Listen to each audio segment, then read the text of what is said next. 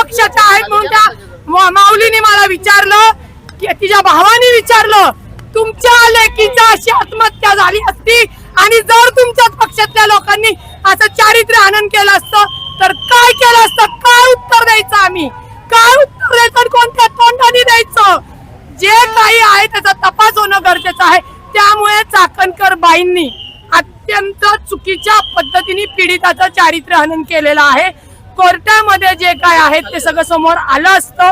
यांना तपास अधिकारी आहेत, यांना पोलीस आहेत, यांना न्यायाधीश आहेत, परंतु त्यांनी ज्या पद्धतीने चारित्र्य हनन केलं त्याच्यामुळे सगळा रोष सरकारवर आला, आमच्या पक्षावर आला, आमच्या नेत्यांवर आला. परंतु मी तिथे जाऊन सांगितलं, तिथे आमचे माननीय अजितदादा यांनी त्या पीडिताच्या घरच्यांशी डायरेक्ट सांगितलेले आयोगाच्या मताशी सहमत नाही.